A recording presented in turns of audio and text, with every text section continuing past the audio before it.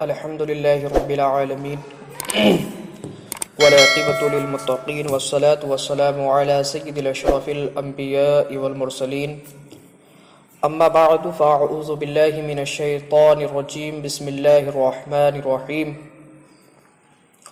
وما أرسلناك إلا رحمة للعالمين صدق الله العظيم وصدق رسوله النبي الأمين المبين الكريم ونحن على ذلك لمن الشاهدين والشاكرين والذاكرين والحمد لله رب العالمين۔ عزیزان ملت اسلامیہ،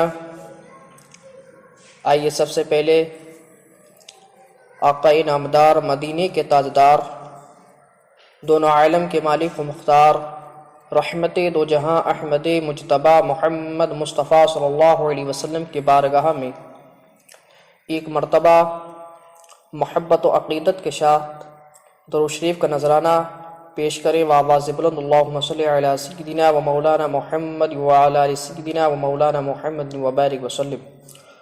صلو علیہ صلاۃ و سلام علیک یا رسول اللہ صلی اللہ تعالی علیہ وسلم۔ ان کی نظر کے سامنے دشوار کچھ نہیں، وہ دیکھنا بھی چاہیں تو دیوار کچھ نہیں، آئیں نوازنے پہ تو سب کو نواز دے، رحمت ہو جوش پر تو گناہگار کچھ نہیں۔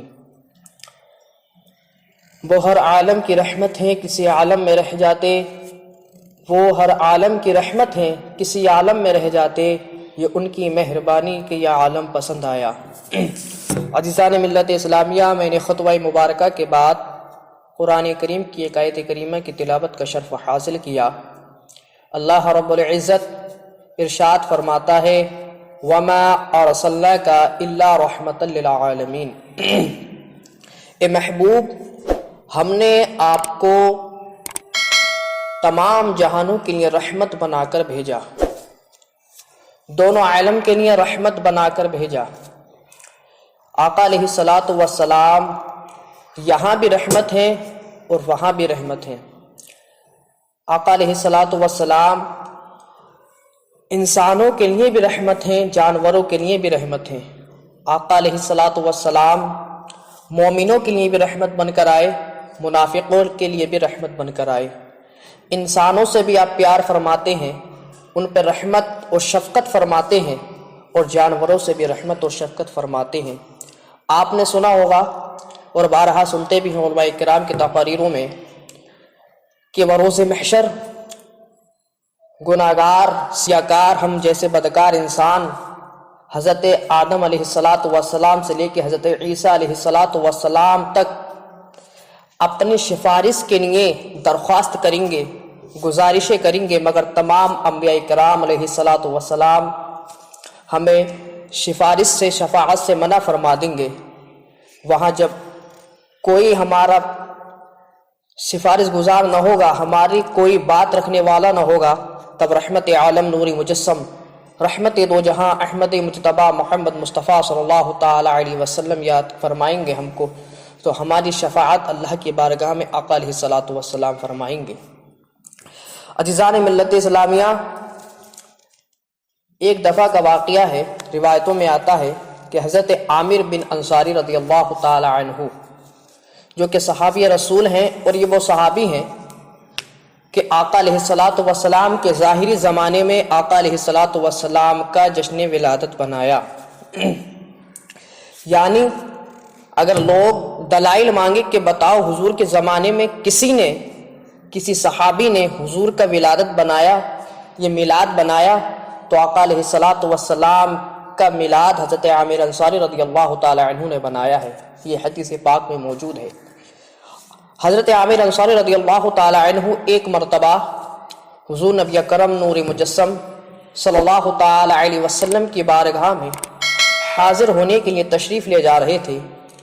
آپ راستے میں چلتے جا رہے ہیں تو اچانک آپ کو ایک پیڑ، ایک درخت دکھائی دیا، اور اس درخت پہ چڑیا کے دو حسین و جمیل بچے بیٹھے ہوئے تھے۔ حضرت عامر انصاری رضی اللہ تعالی عنہ نے جب ان بچوں کو دیکھا، ان چڑیا کے بچوں کو دیکھا، تو آپ ان کو پسند فرمایا، آپ کو اچھے لگے تو آپ درخت کے قریب گئے۔ جب آپ درخت کے قریب گئے تو آپ کو وہ اچھے لگے تو آپ نے ان بچوں کو اٹھایا چڑیا کے اور پھر چلنے لگے۔ جیسے ہی آپ چلنے لگے تو اتنے میں چڑیا کے بچوں کی ماں یعنی چڑیا کہیں باہر وہ اپنے چارے کے لیے گئی تھی، چگنے گئی تھی، تو وہ آتی ہے، اپنے بچوں کو جب دیکھتی ہے آپ کے ہاتھ میں تو وہ کبھی آپ کے سر مبارک پر اپنی چونچ مارتی ہے، کبھی آپ کے ہاتھ مبارک پر چونچیں مارتی ہے۔ عزیزان ملت اسلامیہ، حضرت عامر انصاری کے جب یہ معاملہ پیش آیا تو حضرت عامر انصاری رضی اللہ تعالی عنہ نے ان چڑیا اور اس چڑیا کے بچوں کو پکڑ لیا، اور پکڑنے کے بعد اپنے پاس رکھ لیا۔ رکھنے کے بعد حضور نبی اکرم صلی اللہ تعالی علیہ وسلم کے بارگاہ میں حاضر ہوئے چڑیا اور چڑیا کے بچوں کو لے کر، اور حضور نبی اکرم صلی اللہ تعالی علیہ وسلم کی بارگاہ میں یہ سارا واقعہ پیش کیا۔ حضور علیہ الصلاۃ والسلام مسکرائے اور مسکرا کر فرمایا کہ عامر تم کو ایسا نہ کرنا چاہیے تھا۔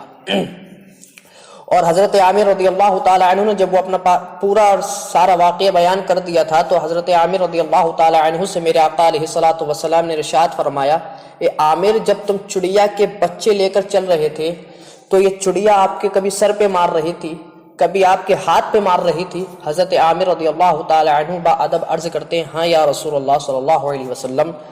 تو فرمایا کہ جانتے ہو یہ چونچیں آپ کی کیوں مار رہی تھی؟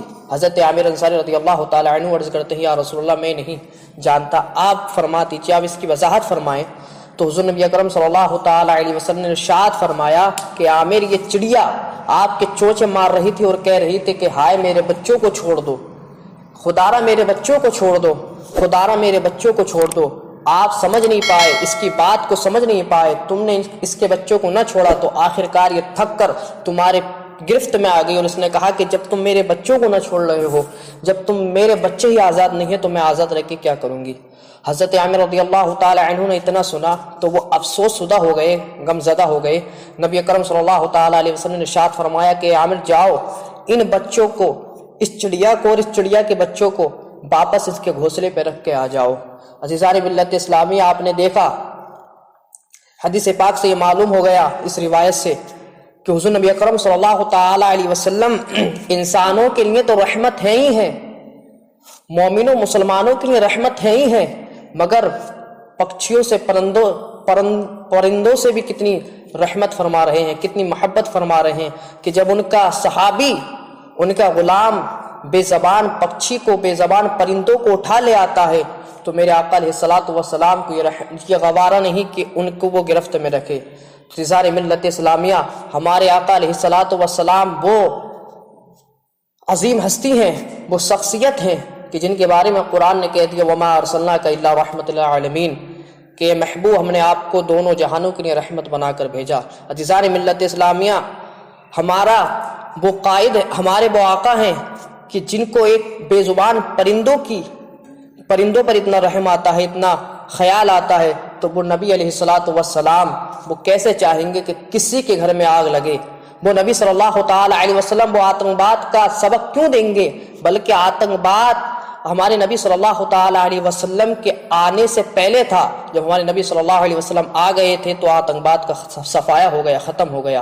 عزیزان ملت اسلامیہ، ہم سب اللہ کی بارگاہ میں دعا کرتا ہوں کہ ہم سب کو نبی اکرم صلی اللہ تعالی علیہ وسلم کی شفاعت نصیب فرمائے، ان کی سیرت طیبہ پر عمل کرنے کی توفیق عطا فرمائے۔ وما علینا الا البلاغ۔ السلام علیکم ورحمۃ اللہ وبرکاتہ۔